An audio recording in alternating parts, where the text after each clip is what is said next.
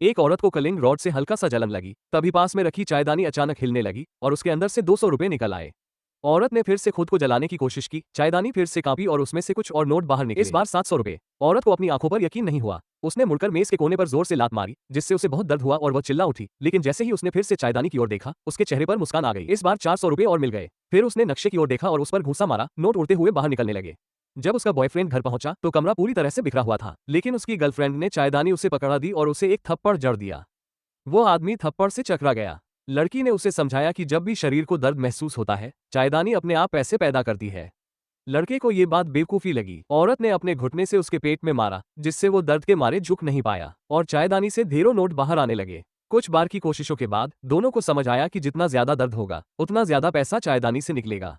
लड़की ने कहा कि अब तो वे अमीर हो जाएंगे, लेकिन लड़के को थोड़ा असहज महसूस होने लगा। दोनों ने चायदानी को गैस स्टोव पर रख दिया। जैसे जैसे उन्होंने अपने हाथों को आग के पास किया, नोट निकलते रहे, लेकिन दोनों ज्यादा देर तक सहन नहीं कर पाए। औरत ने चायदानी को बैग में डाला और वैक्सिंग कराने ब्यूटी पार्लर गई। उसके पास गया और बोला, इंजेक्शन मत देना, बिना सुनने किए इलाज करो। जब डॉक्टर ने ड्रिल मशीन चालू की, कमरे में दर्दनाक चीखें गूंजने लगी।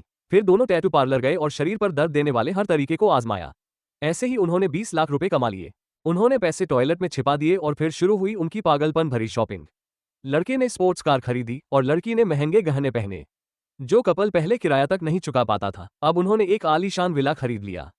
वे अब व्यापारी नहीं, अमीर बन चुके थे। ये जादुई पीतल की चायदानी लड़की ने एक पुरानी एंटीक शॉप से चुरा ली थी। चायदानी के इतिहास को जानने के लिए लड़का उसे लेकर किले म्यूजियम गया। विशेषज्ञों ने जांच के बाद बताया कि यह चायदानी शायद 2000 साल पुरानी है, लेकिन इसकी असली कहानी कोई नहीं जानता। वे लाइब्रेरी गए और पता चला कि मध्य युग में भी इस चायदानी का जिक्र मिलता है। जियांगछुआन चायदानी के पास रहस्यमयी ताकतें थी, लेकिन इसे पाने वालों का अंत अच्छा नहीं होता था। दोनों ने अपने विला में पार्टी रखी। तभी एक एशियाई महिला मिलने आई। उसने कहा कि उसने टीवी शो में चायदानी देखी थी और इसके बारे में बात करना चाहती है। लड़का किसी मुसीबत में नहीं पड़ना चाहता था और बोला कि वे इसे पहले ही म्यूजियम को दान कर चुके हैं और उसे जाने को कहा। लड़की ने दरवाजा बंद कर दिया और उस महिला की बात को नजरअंदाज किया। रात में उन्होंने कमरे से बाहर कुछ आवाजें सुनी। दरवाजा थोड़ा खोला तो देखा 2 दाढ़ी वाले लोग